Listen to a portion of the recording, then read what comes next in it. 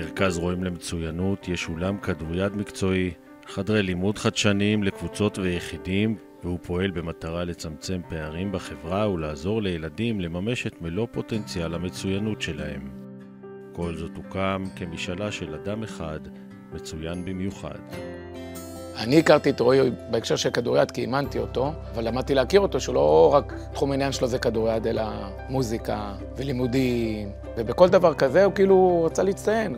רועי כי היה מנהיג גם על המגרש וגם מחוץ למגרש, היה בחור מלכד, מחבר. אתה נמצא בסביבה של אנשים שאתה רוצה להיות כמוהו. רועי היה בדיוק הבן אדם הזה. בכל דבר שהוא עשה. הוא היה צריך להיות הכי טוב, והוא עשה יותר טוב הרבה פעמים.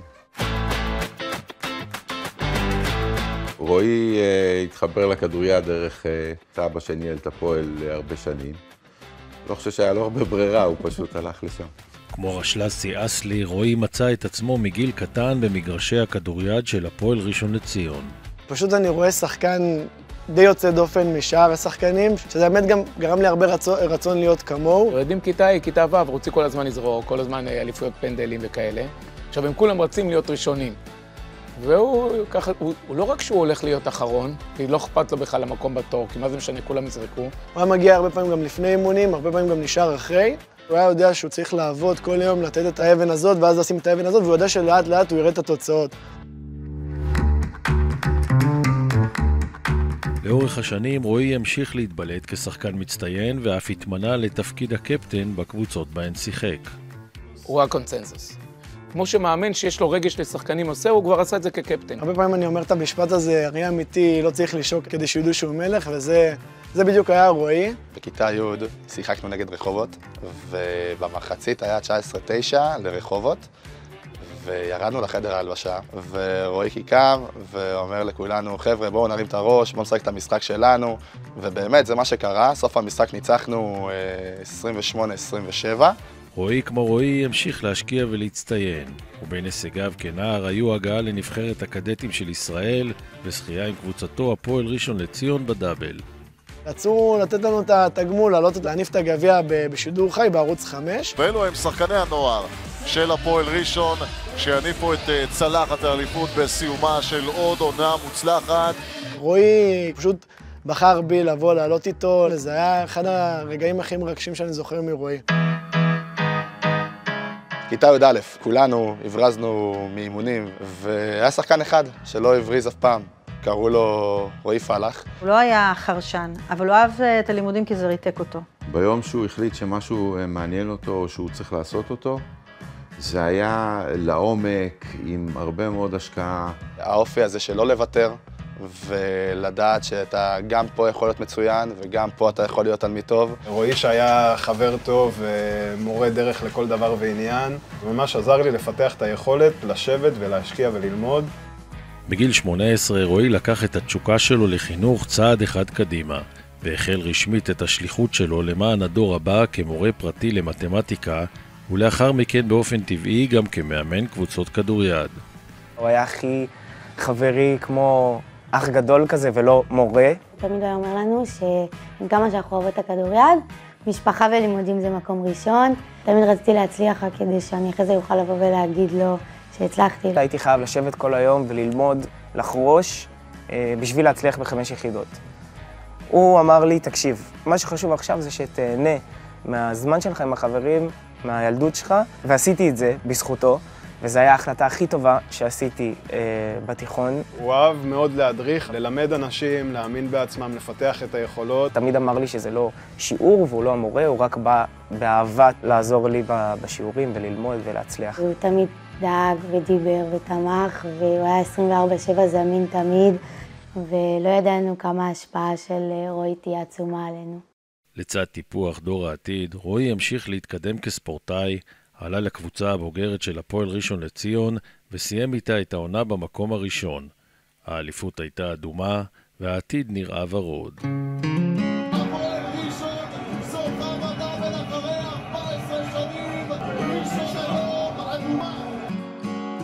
רועי הלך למשחק אימון נגד הרצליה, ואז הוא אמר לי שהתרוממתי לזרוק, איבדתי איפה אני, ולא ידעתי איך אני נוחת. וזה הדליק לנו נורא מאוד מאוד חזקה, ובאותו ערב הוא כבר היה אצל נוירולוג.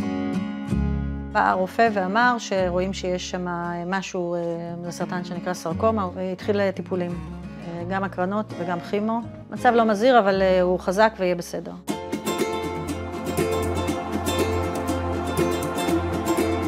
אנחנו בבית של ההורים של רועי, הבית שרועי גדל בו. החדר שלו זה ממש הדלת המקשרת שנמצאת כאן.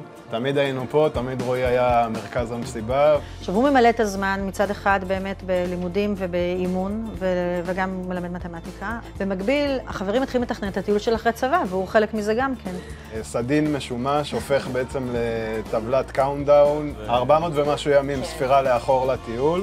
הוא היה תלוי מהקצה הזה עד הקצה הזה, וכל יום מסמנים X, חגיגה גדולה, סרטון, עוד 34 יום טסים לאמסטרדם.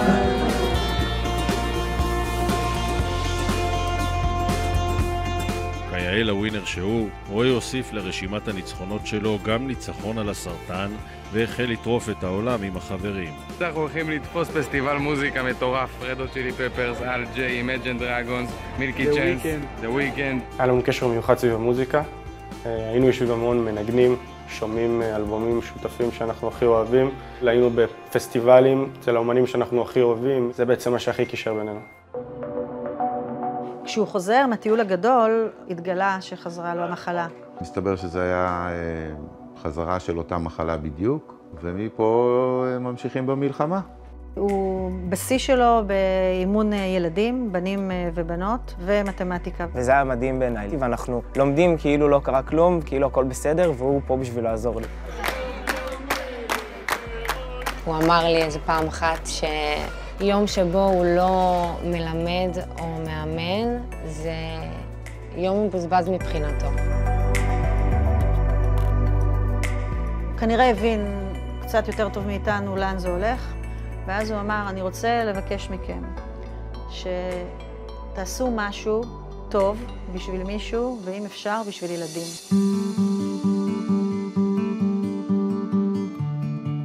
אם רועי היה רואה את המרכז הזה, אני חושב שהוא פשוט היה נשאר שם, עד שכל אחד מהתלמידים שם היה יוצא עם תחושה של יכולת ואמונה עצמית. מבחינתו זה היה הבייבי שלו. אותי זה מאוד מרגש.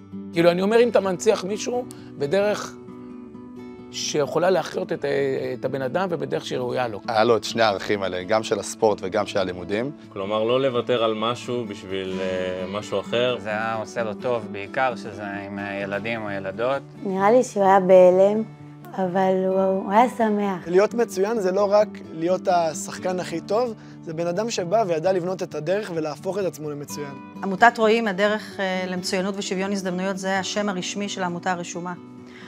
וזה המהות בעצם של מה שרועי ביקש. הוא ביקש מצוינות והוא ביקש שוויון הזדמנויות, וזה הולך ביחד.